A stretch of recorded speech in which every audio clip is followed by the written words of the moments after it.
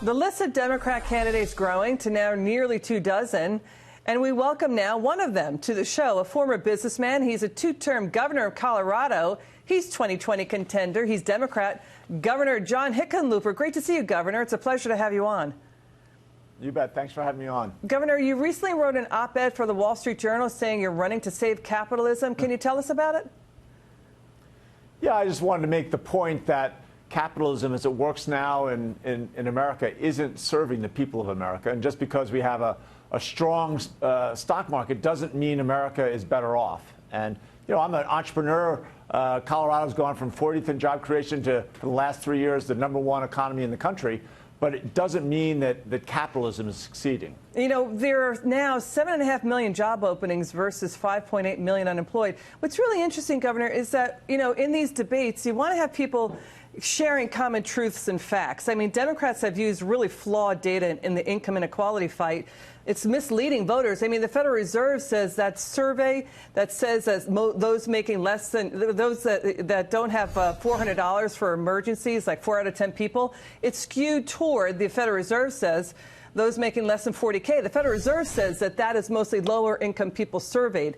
And the Census Bureau is always warning that people always underreport their income in talking to the government. And the numbers that Democrats use don't include the help Congress got enacted, like Medicare, Medicaid, food stamps, and public housing. So the debate is really twisted in this income inequality fight. I think the voters out there know that the Democrats are whipping fastballs by them. Listen, I mean, you can quibble over the Federal Reserve. It's not quibbling. No, it's not quibbling. Those are facts. But they're usually a pretty reliable survey. There are dozens of polls and surveys that say 75 to 80% of Americans can't balance their household budgets at the end of the month. Okay, but that's based on lower income individuals that are surveyed. It's not all Americans. No, you're talking Bank Rate Monitor.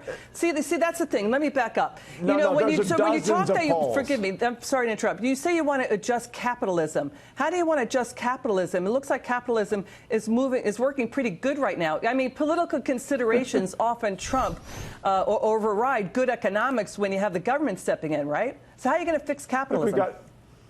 We've got record debt, some remarkably low levels of savings. We've got all kinds of challenges. I mean, we don't have, for 40 years, we've been having every year less startups, less business creation. That's where new jobs are. We've got to begin looking at how do we get competition back into the marketplace. That's what I'm saying. I'm an entrepreneur. I believe in capitalism, but you need competition to make capitalism work. I hear what you're saying. By the way, do you agree with Bernie Sanders' single-payer plan? What's your position on that?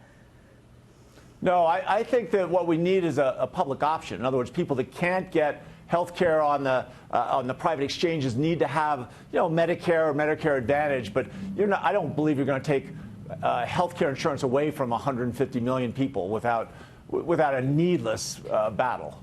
You know what's really interesting? I would like your final word on this, sir. And we're really grateful that you came on. You know, Jamie Dimon said it took just 8 years to put a man on the moon, and it takes 12 years to get a permit done to build a road or a bridge. I mean, isn't that an issue? You agree? I mean, you ran a small business. You basically revitalized lower downtown Denver, right, with restaurants and pubs. You know what it's like to run a business, right?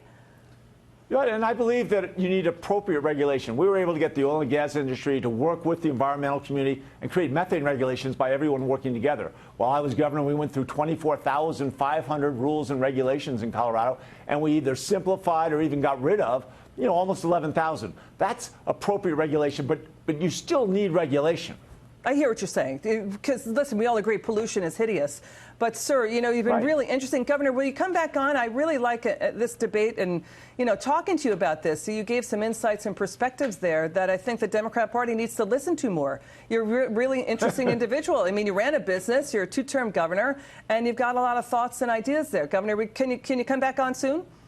Sure, I'd love to come back. Great. Governor Hickenlooper there. He created jobs in Denver and Colorado. Great to see you, sir.